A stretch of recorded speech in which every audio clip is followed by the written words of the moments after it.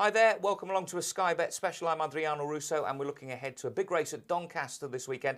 It is the Sky Bet Chase, a big trial for the Grand National, and if you're a National Hunt fan, definitely the place to be. I'll introduce you to our special guest in just a tick, but let's have a look at some of the runners and the prices as they stand at the moment. Favourite, Fistral Beach, 9-2. We've got a couple on 9-1, Blazing Bailey and Calgary Bay. Several at 12s, King Fontaine, Kilglen, Wogan, I'm on Cloud 9, and also Cacciaturian. At 14-1, Take the Breeze, and a couple of outsiders as well. Theatrical Moment, you might want to back at 20-1. Matt Doyle's joined me in the studio from Sky Bet. Good to see you, Matt. How are you? I'm all right, Adrian. Big game, this one. Big race, this one, I should say. Aberdale and West End Rock, though, have withdrawn at the 5-day stage. Does it still make it an important race for both trainers and riders? Oh, very much so, especially in the north. The race has got a fantastic history, but we're very proud to sponsor it at Sky Bet. And if you look at the past winners, for example, Anaccordion in 2008 went on to win at the Cheltenham Festival, the big Staying Handicap Chase there. You've had subsequent Racing Post Chase winner, Simon. So it really is a race that throws up some decent winners. And of course, the Grand National, it's had a bearing on that market before. We've got Kilglen, who's now trained over in Ireland. He's being aimed at Aintree. And if you look back, 2 years ago, the race was won by Big Fella Thanks, went on to start favourite for the Grand Nationals. So it's often has some significance on the Grand National market. Yeah, a lot of anticipation, of course, because this race wasn't run last year because of the bad weather. As you say, Paul Nicholls, the winning trainer the year before that. Let's look at some of these runners and riders, though. Fistral Beach, the favourite at the moment, often a runner-up, though, and not always a winner. I mean, is this going to be a problem? Because it's a Class 2 winner. Is it a Class 1 winner? Well, it's a good point you make. He's a horse that probably has underachieved. He went off favourite for the Racing Post Chase last year, made an early exit. But the key to him, he had a wind up over the closed season, came back at Wincanton, won off a mark in the 130s and looked a horse going places. I think he's the one they've all got to beat. He's been very well supported. When we first put up the book at Sky Bet as the sponsors, we were sixes, very solid all the way. He's 9-2 favourite. Your worry would be the ground at Wincanton. He appreciated the good soft ground, drying conditions at Townmoor. Perhaps that's what's against him. And certainly this week in the run-up to our big race, it's the good ground horses. But he's never won over this distance as well, 3 miles. Is it going to suit him? Can he step up to that length? Well, I think he probably should stay, but it's a good point you make. He's won over 2.6 at Wincanton. He's not proven yet. Let's have a look at Calgary Bay. I say second favourite, 9-1 though, with a couple of others as well. Fourth in the AP Gold Cup at Cheltenham, Henrietta Knight. We know her pedigree as well.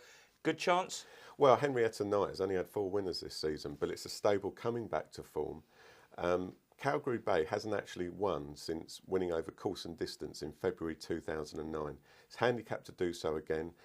I think his form's very solid, and the key to him, he's one of those horses that will love the ground, loves the track, career best performance here, and certainly this season he's looked as if he's been on the way back, and it's very encouraging to see the stable showing signs of a return to form. Of course, Summersby nearly caused one of, quite a big upset really, beating Masterminded at Ascot last week. When you talk about horses that haven't won recently, Kilglen, I think I'm right in saying, hasn't won since April 2009, is that right? Well, Kilglen was a decent novice for Howard Johnson, and this year I think it would be dangerous to assume that he hasn't been informed, because he's been very much trained for the Grand National.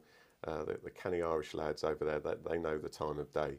And it was interesting that Dennis O'Regan's been booked for this very early. I think that would be one of the interesting runners, because if you go back a couple of years ago at Doncaster, it finished second behind Wogan, who we've seen money for in the race, 12-1 from 25s. And proven format of the course is important, so I think it would be dangerous to write off Kilglen. You mentioned Wogan there, the Nicky Henderson trained horse. This price has really come in, isn't there? There's some punters out there know something we don't?